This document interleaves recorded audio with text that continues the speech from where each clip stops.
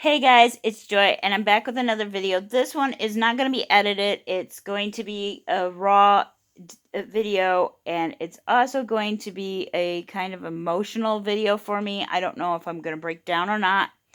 And if you've watched enough of my videos, you know I'm not a person who likes to cry in front of people. So please bear with me. This is going to be very hard for me to do. Um, this time of the year is a very rough time of the year for me, and I kind of touched on that the other day, but I want to go into more detail on it because this is the time of the year where I struggle the most. Even my dad's own passing wasn't as hard as this stuff that I'm going to talk about. And I want to get it off my chest, A, for myself, and B, because you never know when somebody else needs to hear, hey, I've been through something similar and I'm here for you.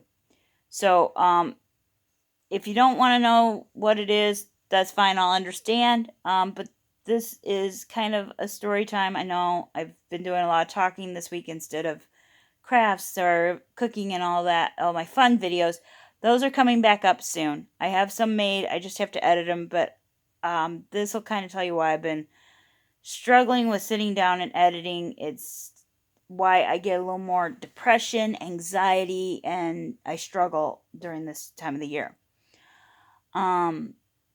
So I'm going to start with that I got my driver's license on August 19th, 1994.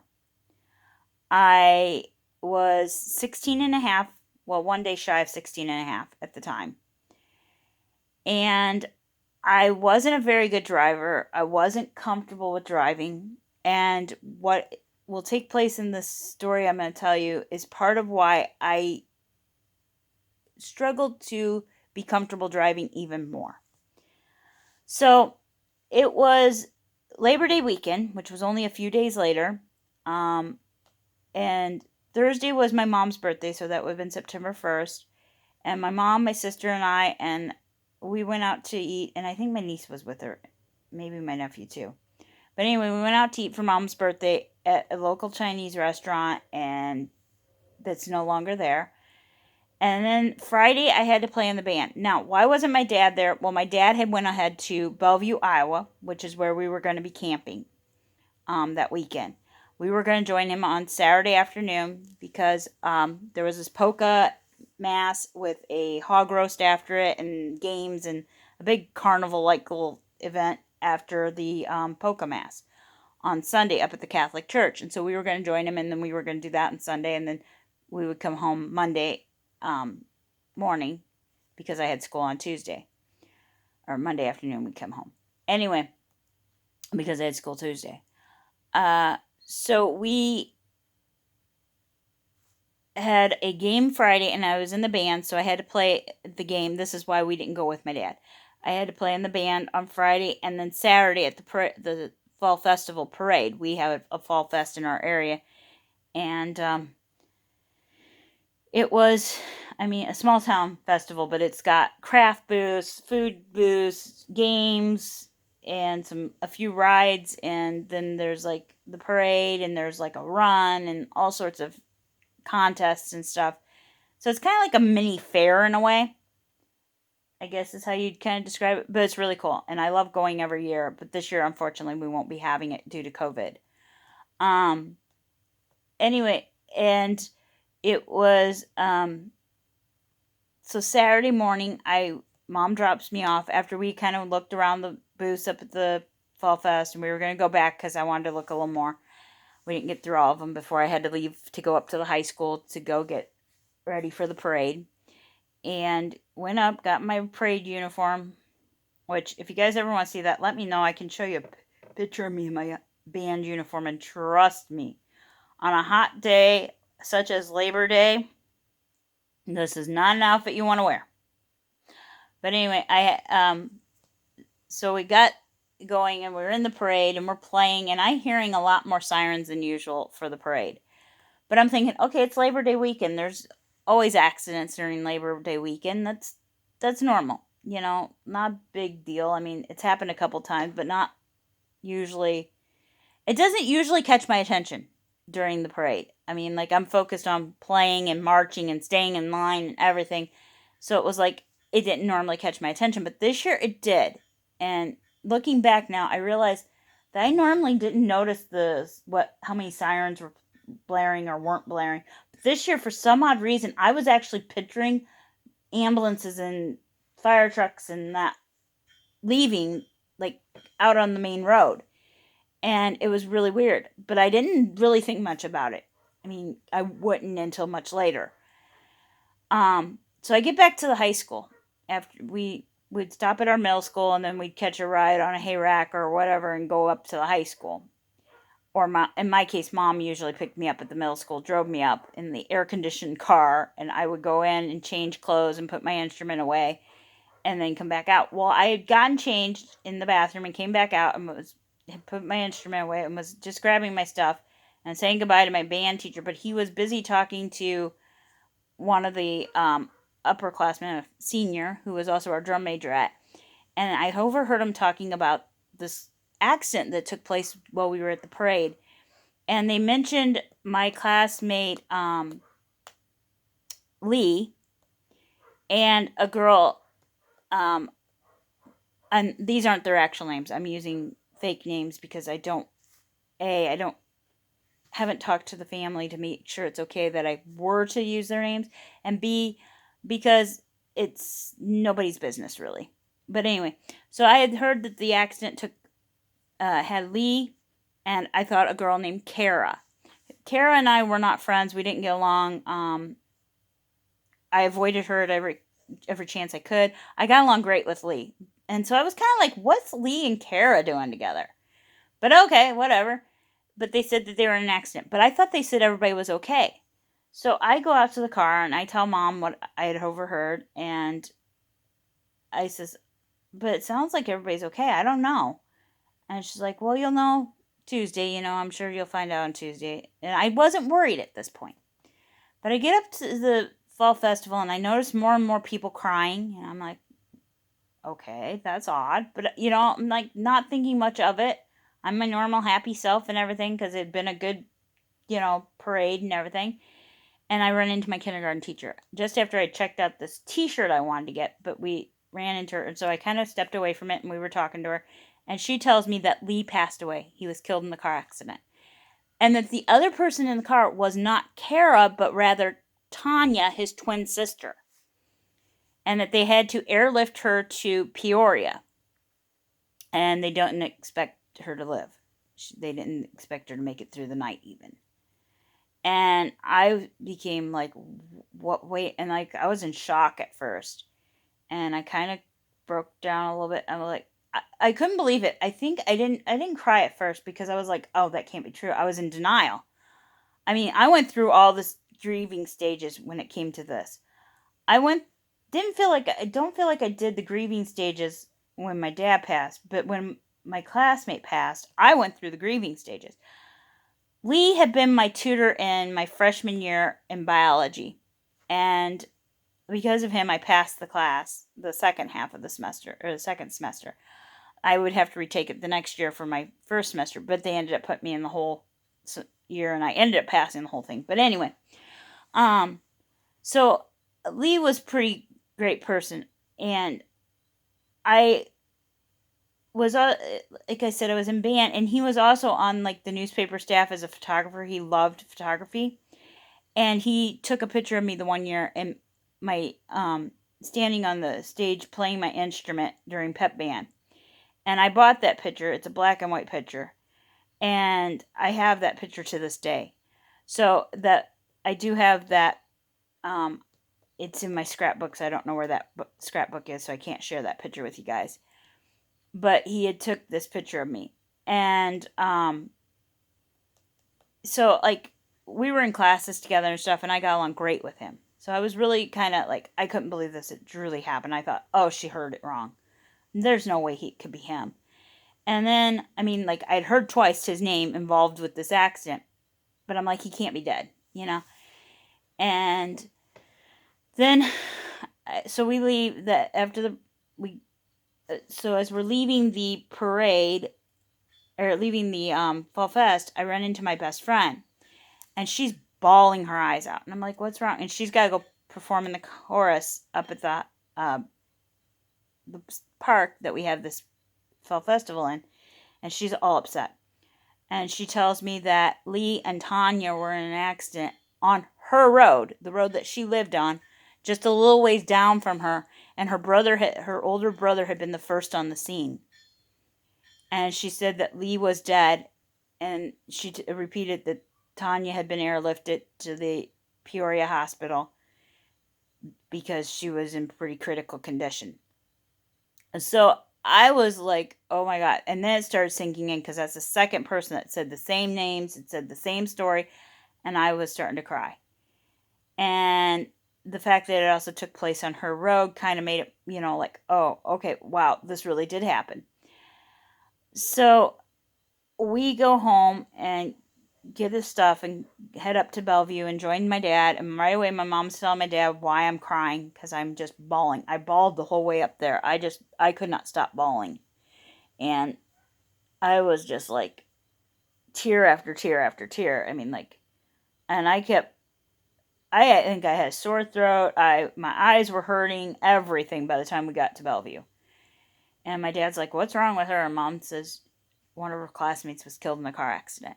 And my dad's like, oh no. And right away, my dad turned into caring mode. And, and then like, I think two of my aunts and uncles were camping with us. And mom and dad took off and went over and visit with them while I just laid down and tried to relax a little bit and tried to, rest because I was upset. And they kind of clued them into what was going on and everything. And like, everybody was very supportive. And we also had one of my dad's friends would join us camping.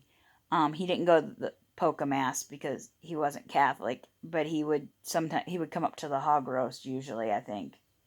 And but they were being very supportive and everything, and like all of them were there for me during that. Well, Sunday we went to the festival up there at the hog roast and all that, and it was similar to what we had down here, but it was like a smaller scale and no rides, that kind of thing. I don't think they had rides. Or did they have rides? I think they did have a couple rides, but I never do the rides anyway, so I can't tell you for sure. I think they had like 2 rides, I think is what they had. Oh, they had the Ferris wheel. I think they had the Ferris wheel and one other ride. But anyway, I never went on them. I always went and played their games. And I played this one game and won a little package of mini Twix. They have like 10 little Twix, the little tiny size ones. And I ended up eating all 10 of those when we got back to the camper that night. I just was so upset. And so on Monday we came home and everything, and I had no clue what was going on back home. We got the newspapers, we read the stories and everything, and nothing yet how she was doing or anything. Tuesday I go to school. It's all everybody's talking about. They're telling us they have a counselor for anybody that needs it. So I end up going in at one point. I couldn't take it any longer. I was really upset. And we would be excused from classes if we wanted to go see the counselor. And I can't remember what class I was in right offhand. But I asked if I could go see the counselor. I think it was during study hall I went. I don't remember for sure, but they let me go. And I went in and I talked because I was very upset because Lee had been my tutor. So it was weighing on me. And talked to the counselor and told some stories about Lee, and then they shared a couple stories that others had shared with them, just kind of talked things over. And I went back to class and everything was okay. Well, then Thursday morning I come into school, and that was the day we went Wednesday night to his visitation. And then Thursday was to be the funeral. And the family had gotten called away Wednesday night from the end of his visitation and called down to Peoria. This was after we had been there, I think, because I'm pretty sure the mom and dad, Angela and Lee Senior, and their other son, James, were there. James was there, I know for sure, when we went. I'm not positive. I think Lee Senior and Angela might have already been called away. I think. But anyway, so Thursday was an excused absence. If anybody didn't want to come to school, you had an excused absence because of the fact that the funeral was that day, and we were cutting classes short half day. we would only have a half day because this rocked the whole community. I mean, like, this is a big thing. It's a 16-year-old male that's been killed in a car accident. And so we get to, or I get to school, and I go to my first period class, and it's kind of subdued. Like, it was gym class, and I can't remember what we done. It was so subdued, though. I don't even think we did normal gym stuff. I think we kind of just sat around or something. It was kind of like a study hall thing, I think. I don't remember. I think it was like a study hall because you can only sit. I think most of the classes were like study hall that day. They didn't actually try to teach us anything that day. If they wanted to go home, they could. And at any point you wanted to leave, you could leave. If you had all you had to do is come into the office and let them know how you were getting home. Whatever. I mean, like, it was a very chill day at school. Like, not a normal school day. It was almost like we shouldn't have had school at all. But then we went to the second period for me was band. And I don't think we actually rehearsed. I think we watched a video or something in that class. I don't remember what we done. But when I come into band, no, I think we did rehearse in band because we had a game coming up and we had to be prepared for it. But he was kind of like chill. He normally was like really like on us and stuff. Maybe I'm wrong, because years have gone and my mind has faded with the time on everything that happened during that day. But I do remember that when I first walked in, one of the three guys I had made friends with their freshman year, and they were sophomores now, and this one is the one that ended up becoming kind of an enemy after that. But he goes, "Did you hear what happened to Tanya?" And I says, "Well, she's in the hospital." He goes, "No, she passed away this morning." And I says, "What?" He goes, "Yeah, she passed away this morning." I said, "No." And he goes, "Yeah. They're going to make an announcement at the announcements today." And sure enough, at the end of class, that happened. It was announced that Tanya had passed away. And so I don't even remember what I had third period that year. At this point, I can't tell you. It was a haze to me. I don't even remember. I don't remember the class. I don't remember where I went after band. I just went to my third period, but I remember my fourth period. And it was down what was called junior hall, and it was right up near my locker. It was like just a couple of steps from my locker. And I go into class, and my teacher wasn't there, and I liked that teacher. That teacher was amazing. He was such a sweet guy and really great, and he wasn't there that day. We had a substitute because he was their coach. He was helping the family to deal with all the arrangements and everything because they had to come back from Peoria to be there for the funeral for their son, but they were trying to get their daughter back in time that they could have the funeral for both of them. But unfortunately, they weren't able to. So, at least that's what I had heard. I don't know how much, there was a lot of rumors and stuff that went on. Maybe I'm wrong on everything that went on behind, on the other end, but I'm just saying what I knew was the story. So we had a substitute, and he was like the assistant football coach.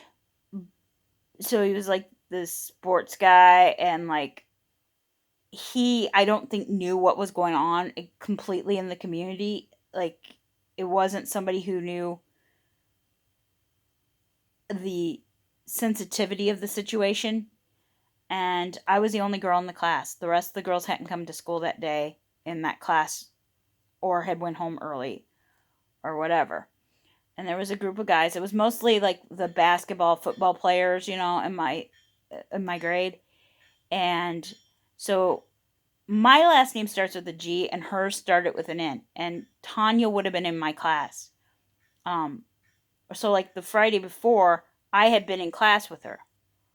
This was on Thursday. And so every day that week we had our normal teacher, and he didn't call her name. He just marked it, absent, because he knew what was going on. But this teacher called the name, and everybody looked at one another. I looked at the guys, they looked at me, and like, I was a shy kid. I didn't, like, back then, if you would have told me I was going to be doing videos online and, like talking to people like I do now, I would have told you, you're crazy. because there's no way. I'm very uncomfortable speaking in public, and I'm very uncomfortable talking to groups of people. And so anyway, so he called out her name, and nobody answered. And so he called it again. And finally, I says, "She's not here." And I kind of broke a little bit. And the guys started patting me on the back, the ones sitting close enough. And everybody's like, just, you could see it in their eyes. They were grateful somebody else spoke up. It was a very hard thing.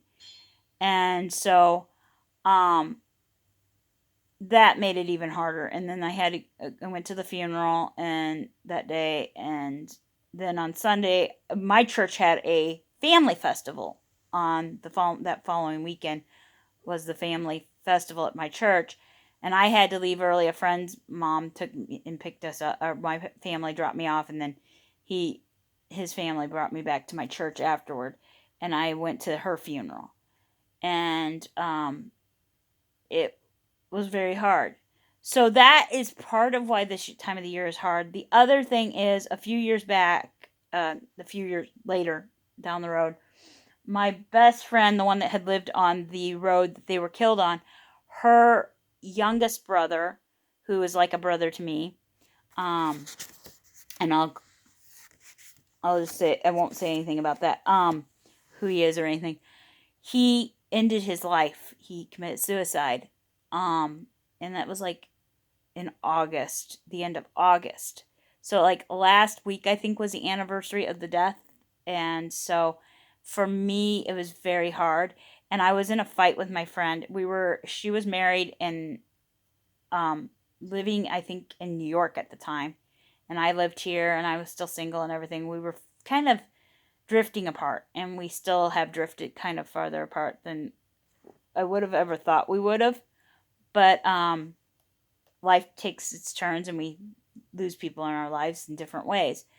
But she thought I was so mad at her that I would not show up to her brother's funeral. And we didn't look at the newspaper on a regular basis like we do now. So I didn't know about it. Well, she called my house the day of his funeral because we didn't show up to the visitation. And she asked to talk to me, and I said, I don't want to talk to her because I really wasn't in the mood to deal with her. And she told my mom what she wanted me to know, and that her brother had passed, and that the funeral was today and everything. Well, we were supposed to be doing something with my sister and my niece that day. The four of us ended up going to the funeral instead, and that's when I found out he had committed suicide. And so that was very hard for me. And so this time of the year is very, very hard for me to cope with, and I can say this, I'm without a doubt, I'm sure it's very hard for both families too. I am friends with Lee and his son James. I should also say that this family, that wasn't the first children they had lost. They also had a son that had died at the age of 5 months or something. I don't know the story but it would have been the twins' older brother. It would have been an older brother, and I think it also would have been James's older brother, if I'm not mistaken. So so it's even harder, I'm sure, knowing they'd already lost one kid, now they're losing two more, and really close together too. So it was very hard. But I have to say that they were good role models in how to move forward with life when something is hard, to not forget it and say it never happened, but to work through your sorrow and still keep moving forward, because you know that the person that you've lost wouldn't want you to be sad and to just give up on life. They'd want you to keep moving forward. And so I think that's part of what their strength and what they went through really helped me to move forward when it came time when my dad passed. And and it's a different situation because he was much older, he had a longer life and everything, but at the same time there's still sorrow, and there's still that hurt. Whenever you lose anybody, there's hurt and there's sorrow. And so that is why this time of the year is very hard for me. I hope you guys did enjoy knowing what's going on. And if you want more details, let me know in the comments down below. And I hope to be back on schedule this week. And if not, now you'll know why I'm not back on schedule. I do have videos. I just need to get on editing. And I have stuff going today, but I hopefully will get to sit down and edit tomorrow. Uh, in the meantime, I hope you all have a wonderful day filled with lots of love and laughter. And we'll catch you next time. Bye, guys.